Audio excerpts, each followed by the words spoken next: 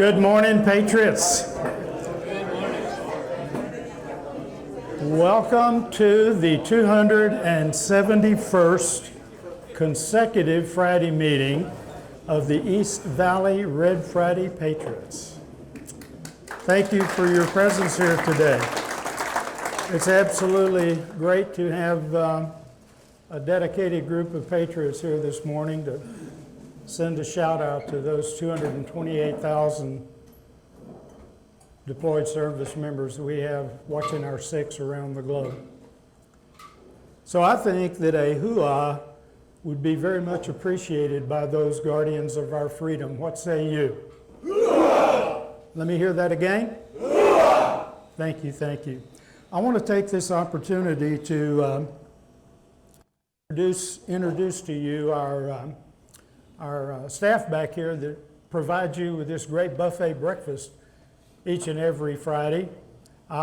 Derek, would you bring your staff up and introduce your staff, please, sir?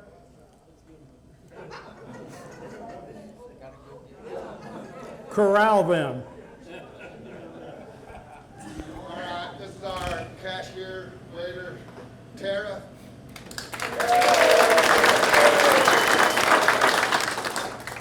Short one is our other cashier. Scott, the new cook, Dell, he'll be cooking for you. And our busser, Carmen. Pat, do you let him get by with calling you the short one? I'm not one of you. I do want to say this. Derek has been handling all of our kitchen needs back there from the standpoint of ramrodding the kitchen since we started our program here at the Legion. I understand that Derek is going to be leaving us. You're going to be heading out of state. I wish you all the success on that transition. And Dale, whom you met earlier, is going to be assuming your responsibilities. I'm sure he'll do a bang-up job. Thank you all for all the support you've given us. You know, I get, talking about hooah, I get overly excited when I hear that chant. So much so that I want to start calling cadence. Do you vets remember those days where you were marching or running along to cadence? And what about those Jody calls? You know, you're marching along to cadence and your platoon sergeant or your squad leader breaks out with a Jody song, and you're proud as hell to be singing right along with him. Some of those Jody songs could get rather rank.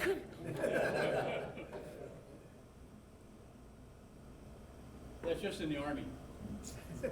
I'm wondering if any of those songs would actually be allowed today. You know, in the military, Jody refers to the person with whom a service member's significant other cheats while they are deployed. That's what Jody is really all about. And by the way, it's a unisex name. That cheating can go one way or the other. And back in the day, those old drill sergeants, platoon sergeants, memorized countless Jody songs. I don't know how in the hell they kept all those in their head. And I always wondered if those old NCOs had experience in personally dealing with a Mr. Jody when they returned home from deployment. Don't know, but I do know they had an absolute slew of those songs. And by the way, do you remember when you were marching along and you were on traffic streets, and as your unit approached an intersection, your drill instructor or your squad leader would call out road guards? Those DIs and squad leaders could post and retrieve road guards and never miss a word of those Jody songs. Heidi, Heidi, road guards post. Hody, hody, road guards in. Never miss a beat. Just go right on. You know, speaking of deployments, I think everyone here certainly has an appreciation of the challenges that military families are subjected to when a service member deploys, especially the children of our armed forces personnel. Many of those young children know that a parent preparing for deployment will be leaving and not returning for a long period of time, but it's difficult for them oftentimes to comprehend why they are leaving. The children simply may not understand what their parent is fighting for. But one thing is for sure, they're proud to be the little soldiers in the absence of that parent. But some of those parents never return to their little soldiers. And as we look back through time and all the wars that our country has fought, no wall can begin to hold the names of the kids who suffered the great sacrifice of the loss of a parent in war. Will you join me for the pledge?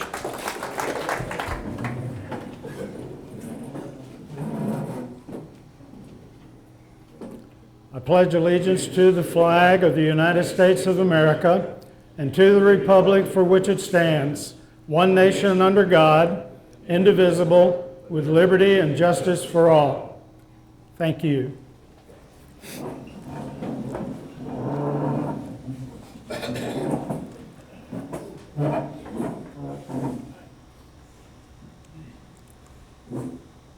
I'm saddened to report that last Monday, August 6th, we lost a friend and a true American patriot, Paul Gilman.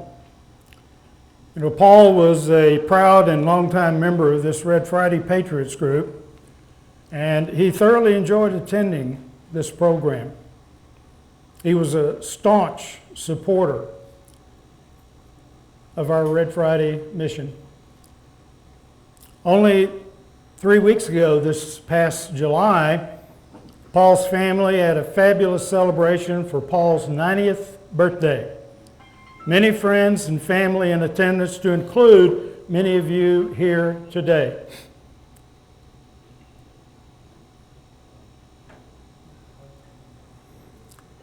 Regarding Paul's military service, he served in the United States Army during the years 1957 through 1959.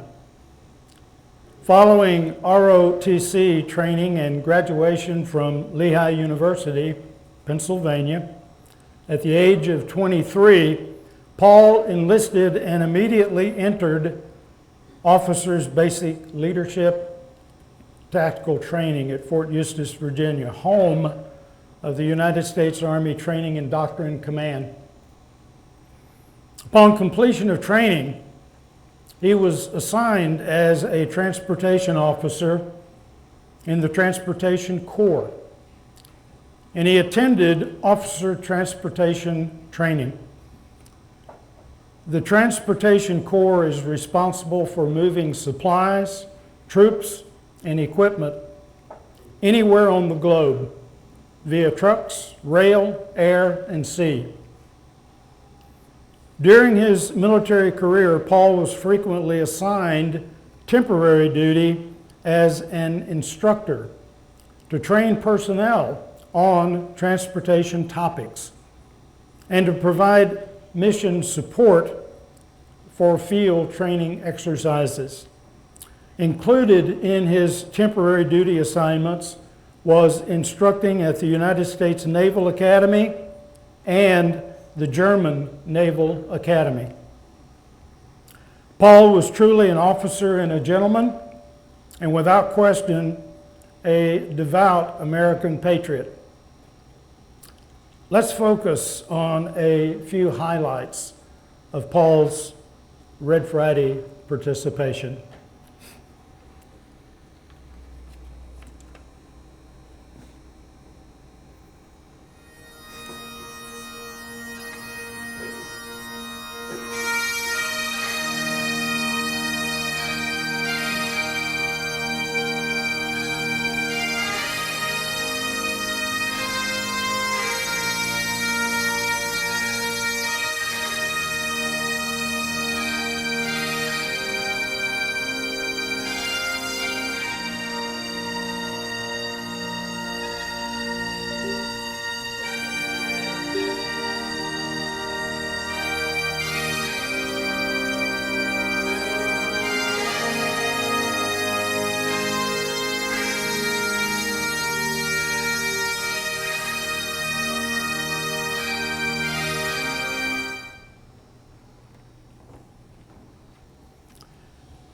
We have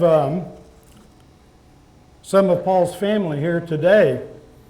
As a matter of fact, back here at the round table, we have his daughter Barbara and Dale, Barbara's husband, as well as their son and Paul's grandson Colton, and Colton's longtime lady friend Natalie. Glad to have you guys here today.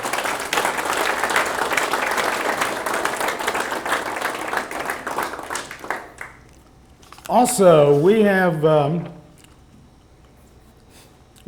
guest that I would like to introduce to you this morning. His name is David Coleman. David, raise your hand, please. David is the brother of Jim Harbaugh's. Is that correct, Jim? Brother-in-law. Glad to have you with us today. As a matter of fact, David is right now, as we speak, in the process of moving in from Nebraska to Las Palmas Grand. Is that right? Yes. Do you know who your neighbors are? No. I would find out real quick, like before you put the deposit on that house.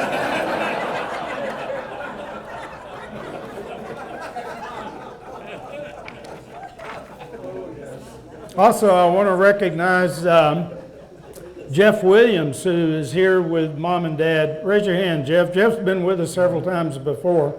Glad to have you with us today for sure. Did I miss any other folks here? We have Larry Smith's brother back there. He has joined us on several occasions before, but it is a rarity. Why are you sitting back there all the way when you could be up here rubbing elbows with some of these folks?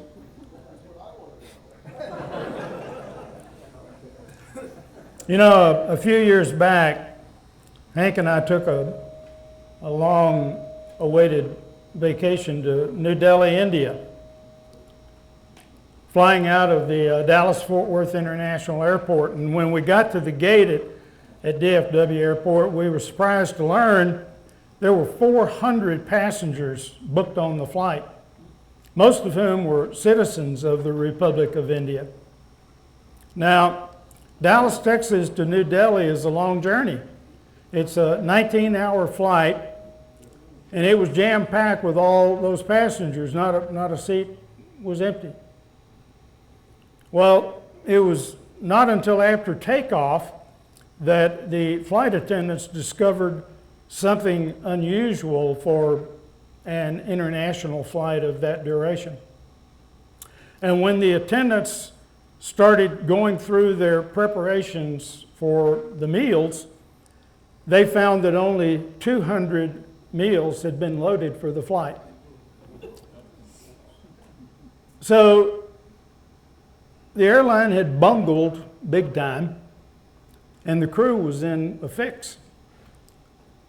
A short time later, we saw the crew had huddled in the back of the airplane, and they were engaged in a very serious conversation about their dilemma.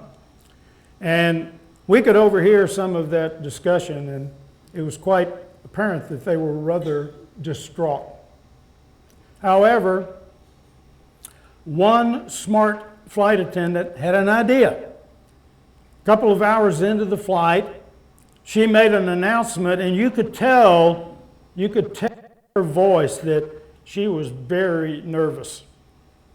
She picked up the mic and said, "Ladies and gentlemen, we don't know how this happened, but we have 400 people on board, but only 200 dinners.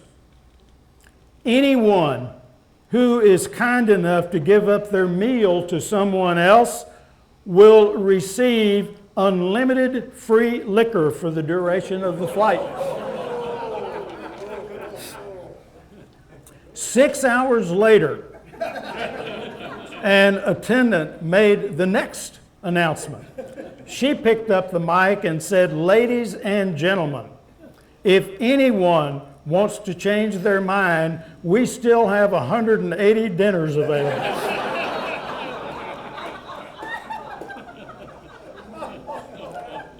Now, the World Health Organization reports that only 3.3% of Indians drink alcohol. After what we observed, I would argue that statistic.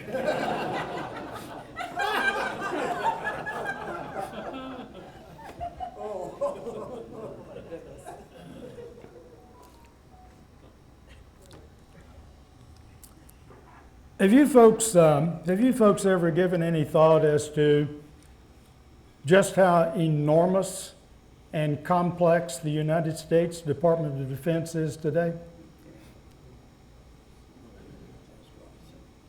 Think about this. Would you believe that the Department of Defense is the second largest employer in the world? Second only to India's Ministry of Defense, and only by a fraction. In fact, within the DoD, there are more than 1.3 million active duty service members, more than 800,000 members of the National Guard and Reserve, and more than 750,000 civilian employees. That's huge. 2.93 million employees operating on a budget of $842 billion this fiscal year. Of course, DoD's headquartered inside the Pentagon, and the department operates with a mission statement to provide the nation with military forces to act as a deterrent and provide national security, unquote. So, let's take a closer look at the gigantic organization of the Department of Defense.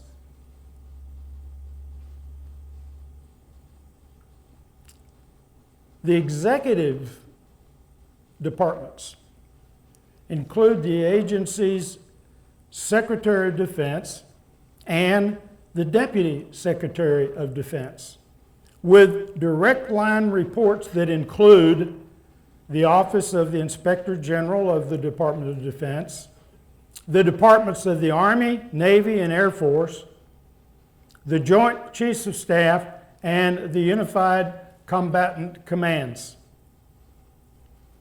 Now, the Army, the Navy, and Air Force departments are managed by the secretaries and undersecretaries of Army, Navy, and Air Force, with direct reports being the chiefs of the various branches of service. The Joint Chiefs of Staff are managed by the chairman and the vice chairman of the Joint Chiefs, and the Unified Combatant Commands are direct reports to the Secretary of Defense, with a dotted line reporting to the Joint Chiefs of Staff.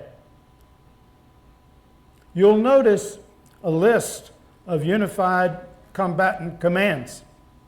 These commands, they are the real workhorses of the Department of Defense.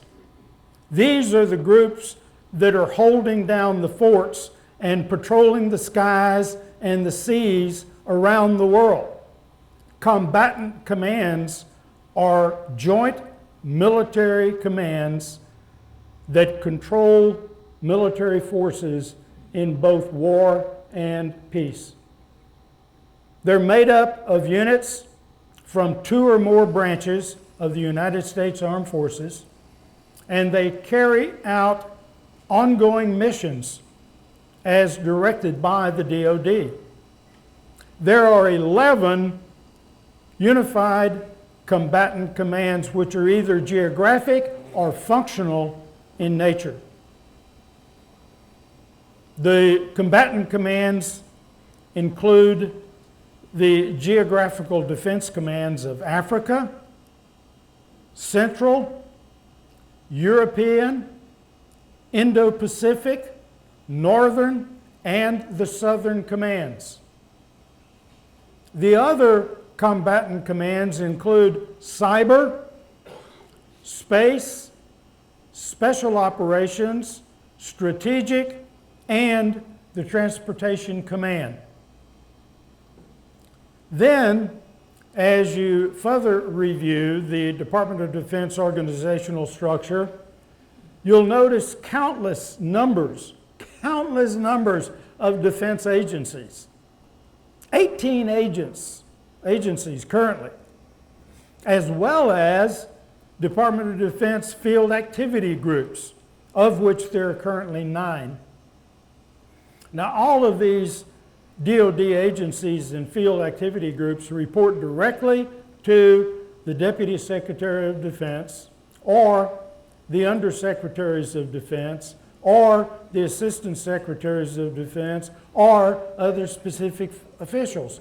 No wonder you can make blame in so many directions. You see where I'm going with this, don't you? When the brown stuff hits the fan, fingers can be pointed in countless directions. Accountability, or the lack thereof, runs downhill, especially in government.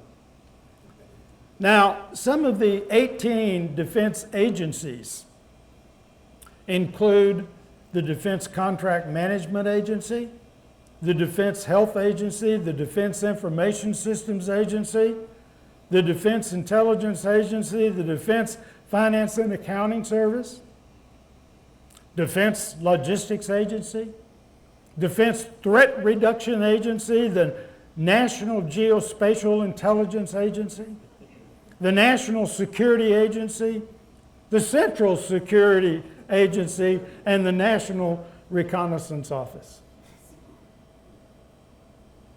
Additionally, the Office of the Secretary of Defense is a parent agency of many other defense agencies, such as the Department of Defense Educational Activity, the Defense POW MIA Accounting Agency, the Defense Technical Information Center, and the Defense Media Agency. That's a boatload of agencies. And I've not listed many of the others. So the question arises, how did this gigantic and extraordinarily powerful arm of the executive branch of government rise to such prominence?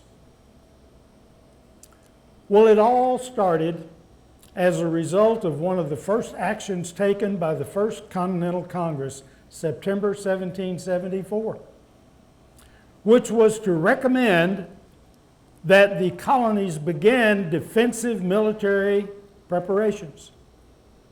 By mid-1775, after the outbreak of the Revolutionary War, the Second Continental Congress recognized the necessity of having a national army that could move about and fight beyond the boundaries of any particular colony. So they organized the Continental Army in June of 1775, and later that year in October, Congress chartered the Continental Navy, followed by the Continental Marines in November. Then, in 1789, following the Revolutionary War, the first United States Congress convened, and they drew up legislation to create the United States War Office, sometimes referred to as the War Department. That was the first hint of what would later evolve into what we know today as the Department of Defense. Per Congress, the War Department would be responsible for both Army and Navy operations. Well, 23 years later, in the aftermath of the War of 1812, lawmakers decided that the War Department needed to be reformed. These are lawyers. We got to have reform. We got to rewrite this whole mess. So it was reorganized, with the Secretary of War presiding over the bureau chiefs. And if you're familiar with the term, you'll recall that bureaucrats originated from bureaus.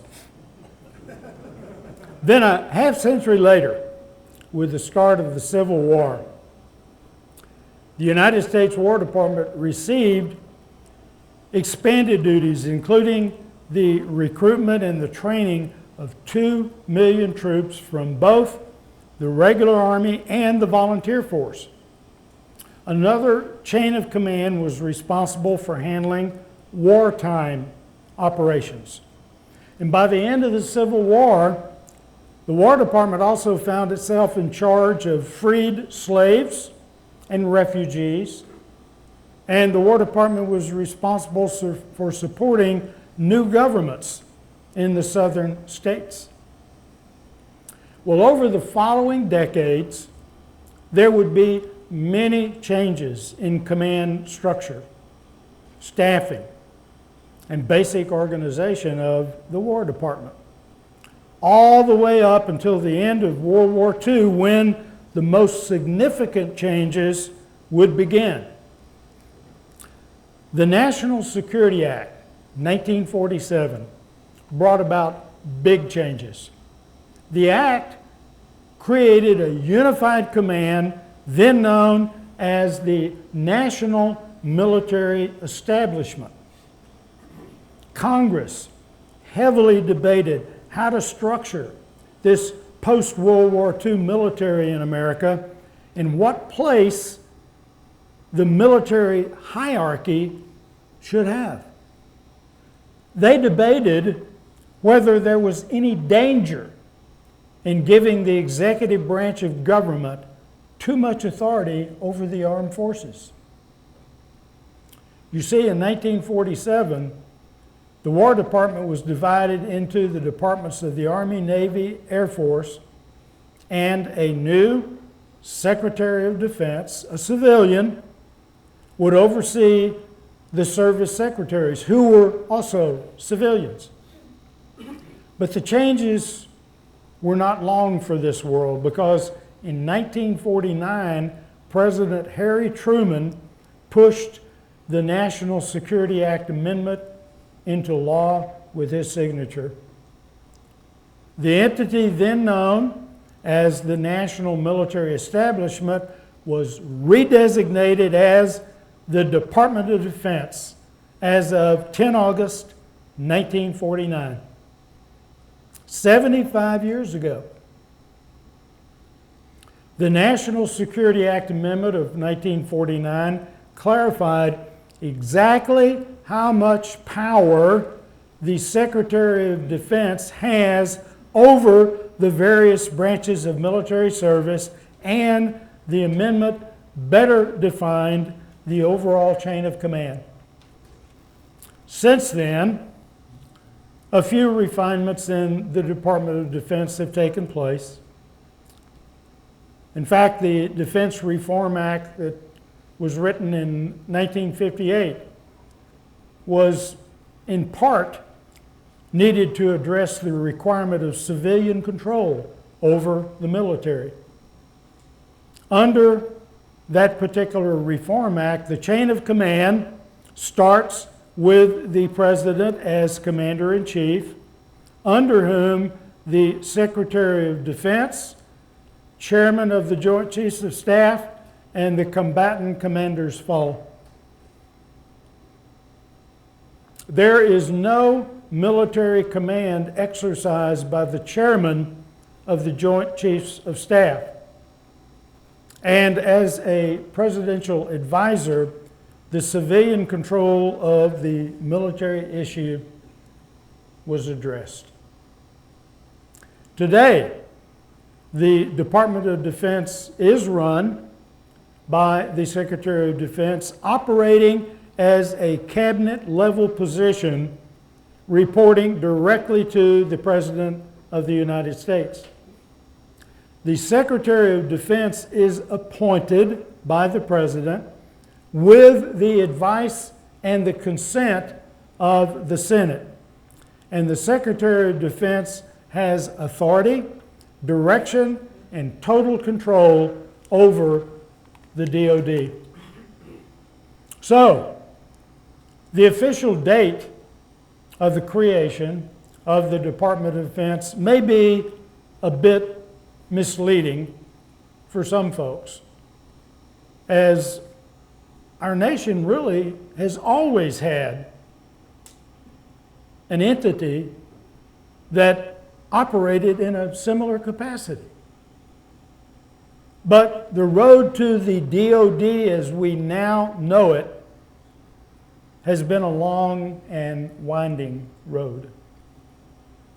And tomorrow, August 10th, the United States Department of Defense will celebrate its 75th birthday, 3/4 of a century old.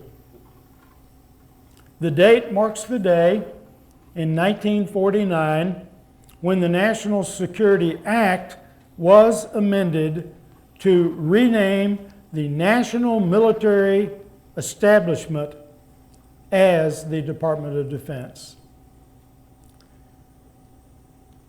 Some may question the absolute civilian control of the United States Armed Forces. Just in our lifetime, we've witnessed how politics have greatly influenced disastrous results of the outcome of wars this country has fought. But we've also witnessed military coups that have resulted in the overthrow of some governments. So politics aside, our defense management structure seems to have worked for 248 years. And I'm confident it will continue to do so.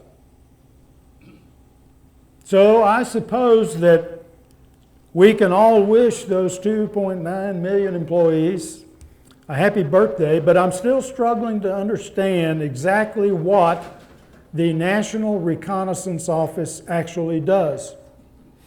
I thought that was the job of the cavalry.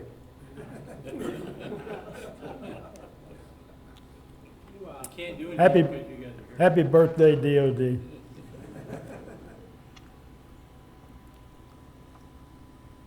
Last week, I had the privilege of sharing the military service history of Army PFC Ed Jaeger, Pam Williams' uncle, who was killed in action while fighting on the island of Okinawa toward the end of World War II. Pam, raise your hand, please. You know, I find these stories of our service members, both past and present, to be fascinatingly interesting. And when a service member's story is offered by one of our Red members, be it their own story or that of a family, I really become even more involved with digging into that history, because it's so very interesting when you really start putting together the pieces. These stories need to be told. They need to be passed on for posterity. Well, Pam has more to share regarding her family members. I wish to introduce you to Pam's father, Ellis Edgar Ray, referred to by his family and friends as Ed. You know, in Pam's family, there's a lot of Eds. Her Uncle Ed, her Father Ed, her brother Ed, a lot of Eds. Ed Ray, Pam's father, was born May 1914. He was raised in Tulare, California, in the heart of the San Joaquin Valley. He graduated Visalia Union High School in 1933.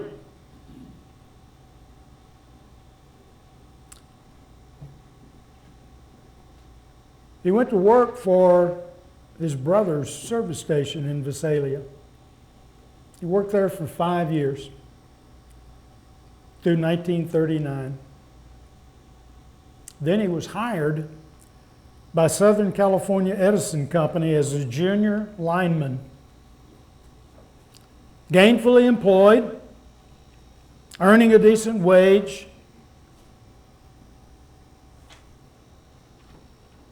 Ed, at 25 years of age, married the love of his life, Ida, September 1940.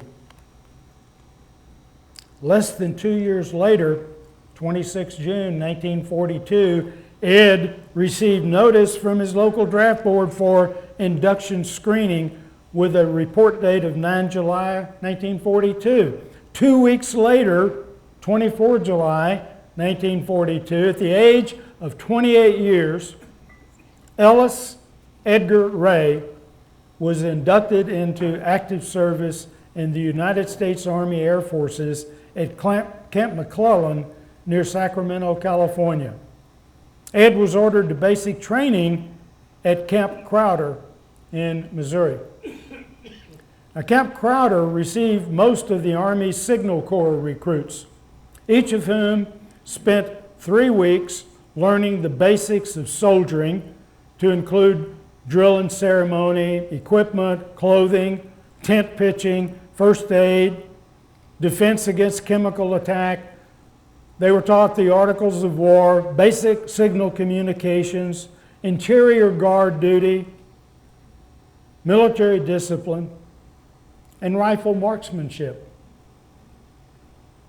It was an accelerated basic training program compared to most GIs who went through 6 weeks of boot camp. On 15 August 1942, during his basic training program, his group was sent out for marksmanship training on small arms. And Ed qualified as a marksman on a Springfield Model 1903 rifle, heavily populated within the United States Army at that particular time. That Springfield bolt-action rifle was quite prolific, and it saw combat for 71 years, beginning in 1903 through the end of the Vietnam War in 74.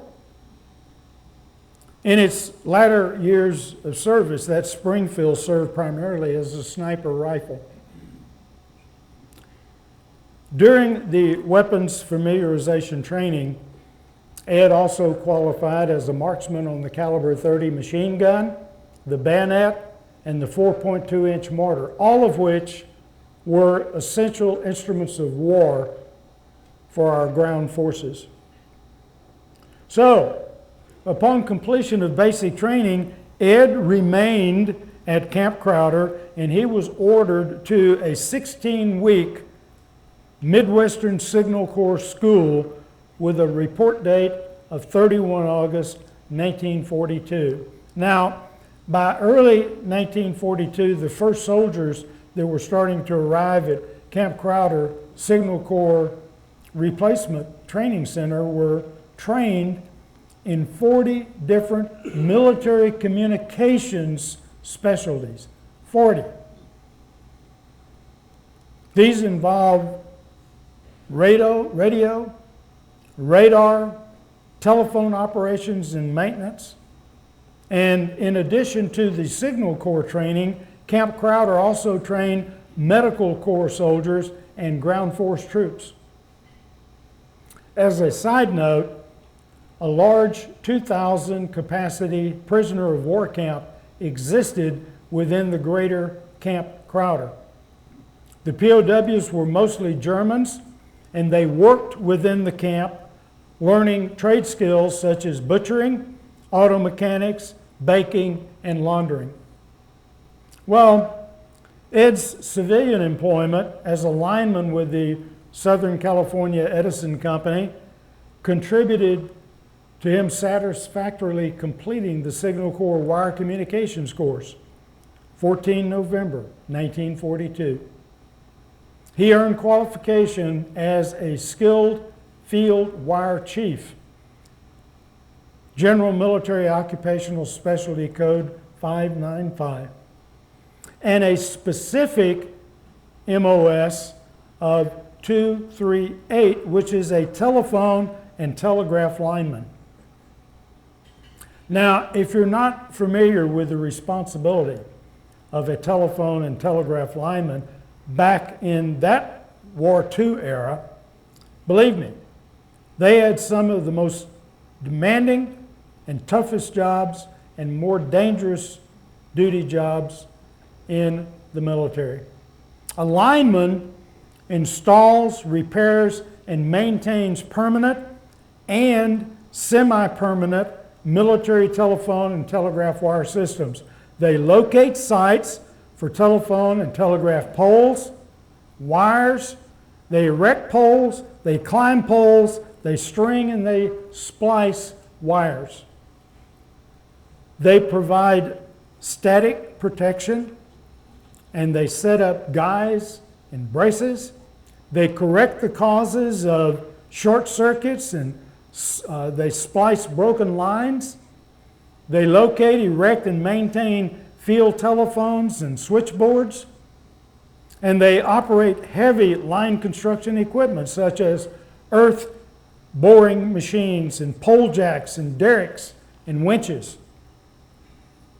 We know full well that communication is absolutely essential for effective warfare to be carried out. And the Army Air Force's linemen were often in the thick of battle, operating with both ground and air units of both forward and rear echelons. Whether it be hand and arm signals, wired communication systems, radio frequency, telephone communications, or modern day satellite communications, disciplined commo is absolutely essential for the armed forces. Even when not operating with forward echelons, linemen were often easy targets for sniper fire or air and artillery bombardment when setting up or repairing communications for temporary airfields or battle positions. 3 months later, 15 February 1943, Ed was deployed to the European, African, Middle Eastern theater. He arrived first in England and soon afterward on to Tunisia, arriving in Tunisia in March of 1943. He was assigned to the 9th Air Force, working with Army Service Forces, one of 3 autonomous components of the United States Army during World War II, along with the Army Air Forces and Army Ground Forces. Ed is credited to have served in 6 campaigns in the European, African, Middle Eastern theater. The campaigns he was credited for include the Tunisia campaign, where he served from March through May 1943, the Sicily campaign from May through August 1943, the Rome-Arno campaign from January through May 1944, the Normandy campaign from June through July 1944, the Northern France campaign from July through September 1944, and the Rhineland campaign from September 1944 through December 1944.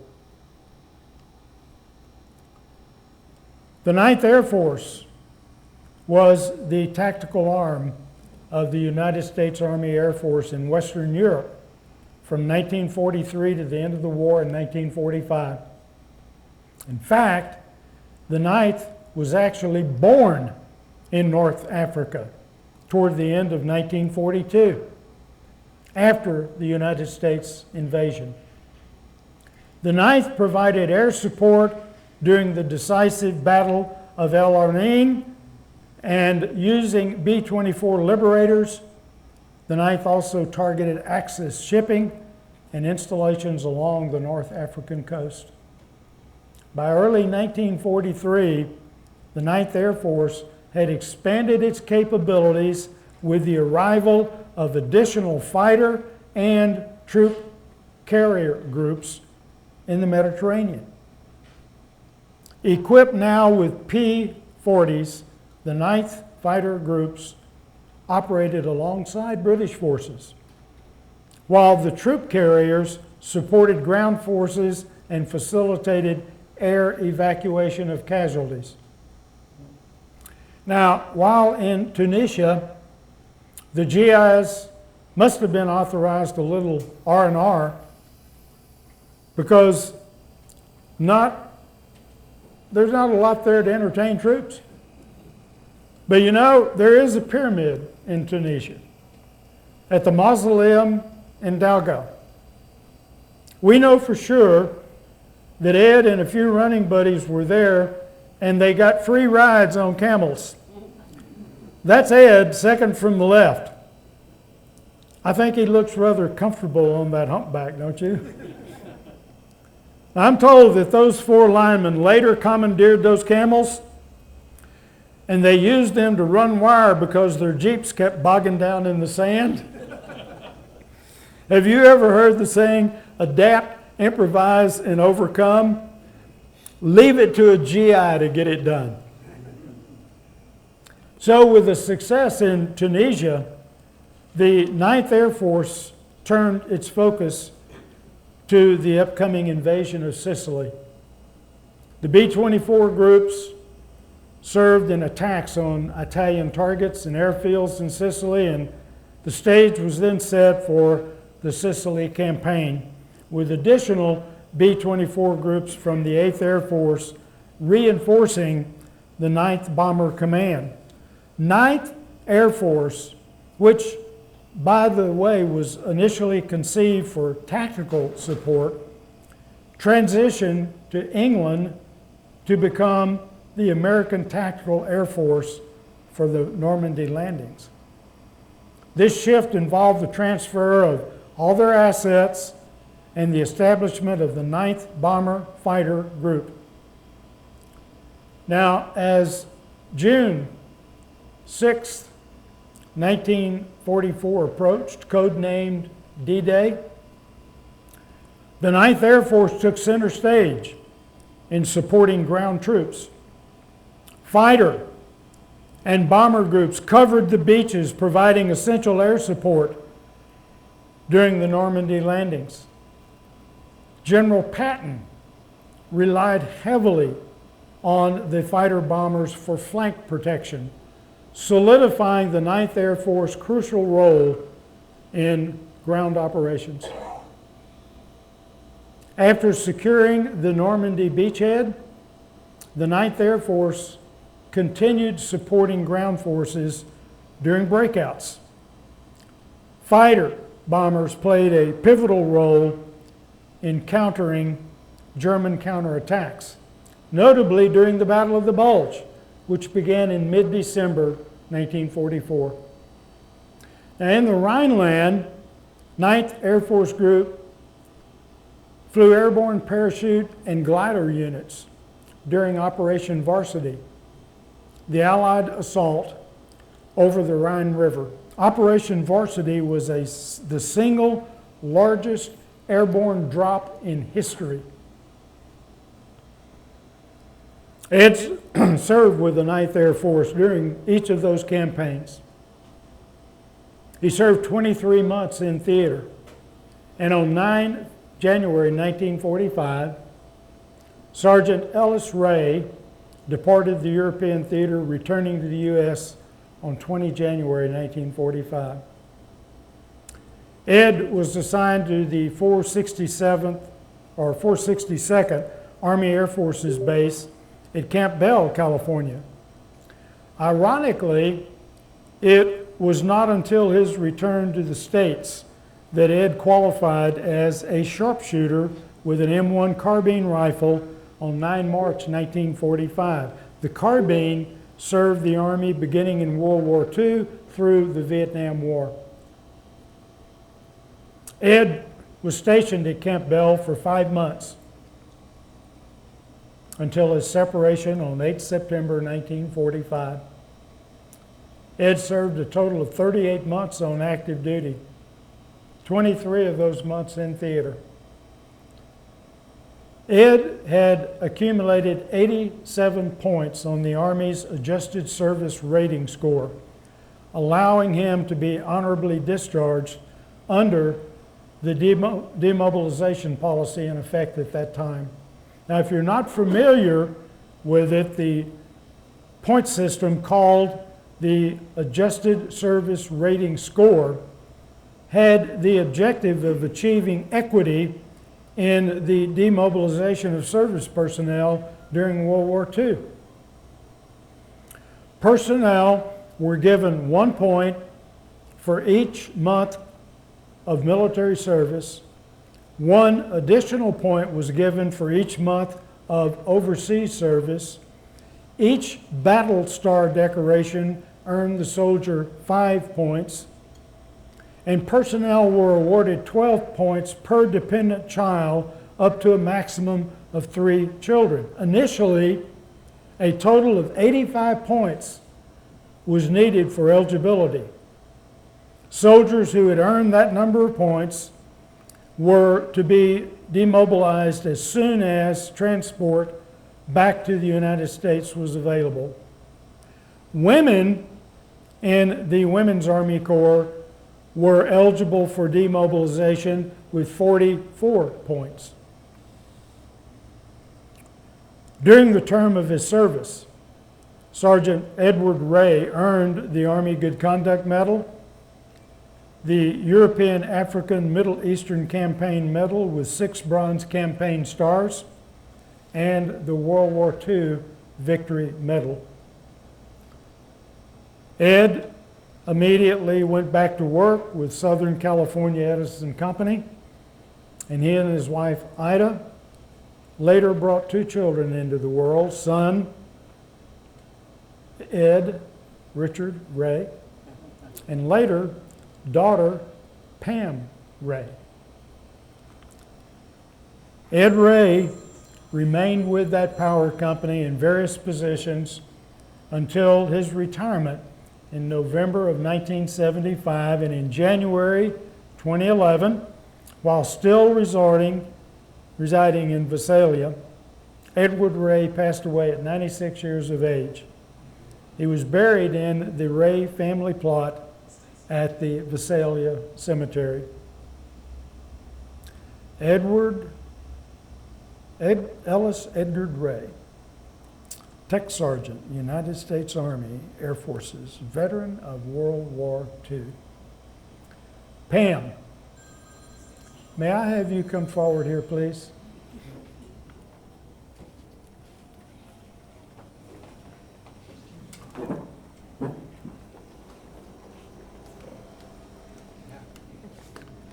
You know, Pam, I mentioned last week the phenomenal behind-the-scenes work that you do for this organization, and I also mentioned the fact that you have never failed to step up to the plate whenever called upon. I want to present you with this certificate and welcome you to the Order of the R.E.D. for your dedicated support of the East Valley Red Friday Patriots, Veterans Initiatives, and U.S. deployed service members. Thank you very, very much. Appreciate you.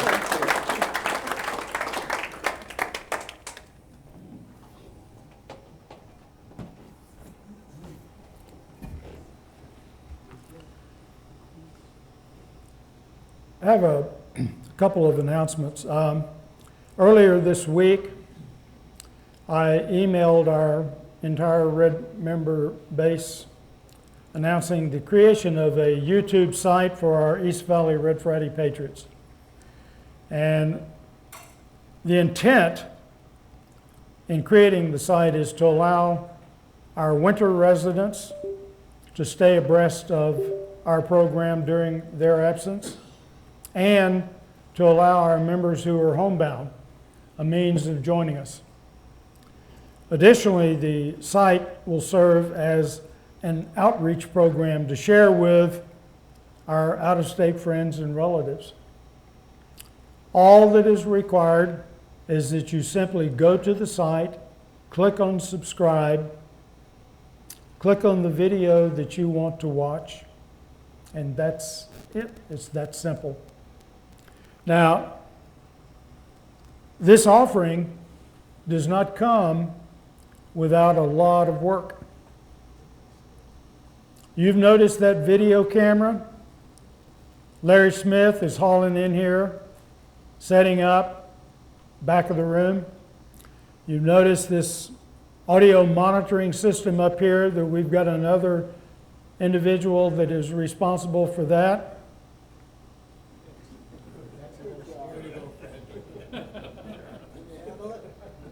That equipment requires setup and dismantle, and then the work begins for Larry once he gets home. I think we should all thank Larry Smith for offering this option. Can I have a hoo-ah for Larry? Hoo-ah!